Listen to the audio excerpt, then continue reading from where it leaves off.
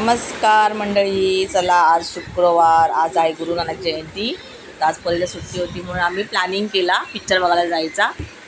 तर हे आलो आम्ही गावदेवी मंदिरजवळ, जिथे ऑटो स्टँड आहे. आम्ही आता चाललो जे आहे थिएटर आपलं मिरज थिएटरला.